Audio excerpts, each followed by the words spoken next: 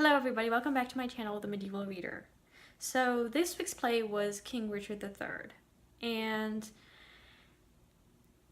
I had already seen an adaptation of this play, a TV adaptation made by BBC's Masterpiece Theatre, and I think that they actually left out quite a few scenes, because when I was reading the play, I don't recall seeing an adaptation of those scenes in the Masterpiece Theatre version. So I think that they left out certain portions so that it would be able to be broadcast on television, fit their time restraints. But King Richard is such an interesting villain, not just because, he kills off everybody, but because of what he reveals about the people around him. Richard is, that devil figure who reveals, exposes, uncovers all of the flaws in the people around him. And I found that to be the most interesting, particularly his brother Clarence.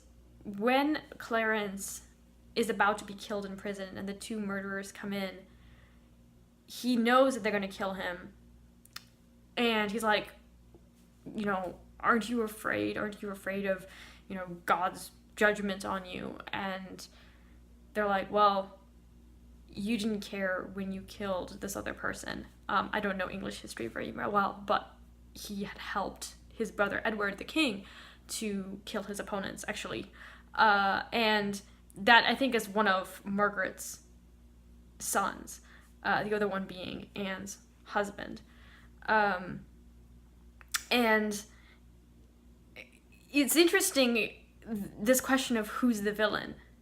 When a king does something bad and other people help him, he is also a murderer, but because he's the king, he can get away with it. Whereas Gloucester is not the king, and he is seen as the arch-villain. And so I found that really, really interesting as a commentary on power and governance. Like I said, I don't know English history very well. I do know that this is not actually the life of Richard III, that this was Tudor propaganda. From what I've been reading, that Thomas More actually wrote a life of Richard III for Henry VIII, and that version, this mythological, monstrous Richard, was what inspired Shakespeare's play. At least that's my understanding. But it was hard for me to know who each of the characters were, because there were so many characters, keeping them all straight. But despite all of that, it is my favorite Shakespeare play I have read so far. It's even better than Julius Caesar, in my opinion.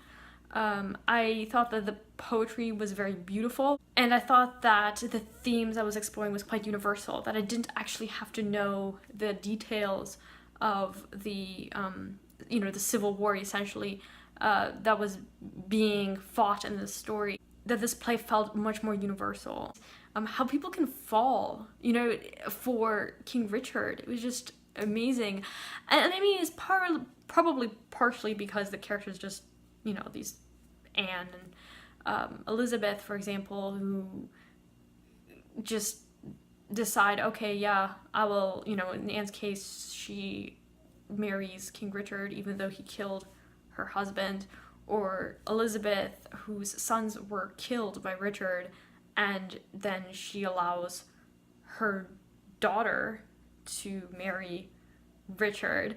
It's just interesting how these promises of the line continuing, that they're willing to compromise their integrity. I found that really interesting. I have not read Garber's commentary. I will be doing that right after this. I will now go and watch all of the other videos. I didn't want to watch the videos before I made my own. But let me know what you thought about this. I would like to see more adaptations, maybe on stage. I would like to, go to see a play actually performed. But as I suspected, I'm actually enjoying Shakespeare's histories more than I liked his plain tragedies. At least from what I remember in high school. But I don't know, I feel like whenever I reread stories I read in high school, I realize that I actually missed a lot. I mean, I'm right now rereading The Odyssey, and I'm like, did I really read The Odyssey in 9th grade? Because I definitely don't remember a lot of it. So, you know, there's this question as to whether you actually have read something when you don't remember anything about it. But this was my first time reading Richard. I enjoyed it. I thought it was phenomenal. I thought that it had a lot of great wisdom. I love the philosophical, political elements, and it's far superior to Taming of the Shrew. I hope you have a good night. Bye now.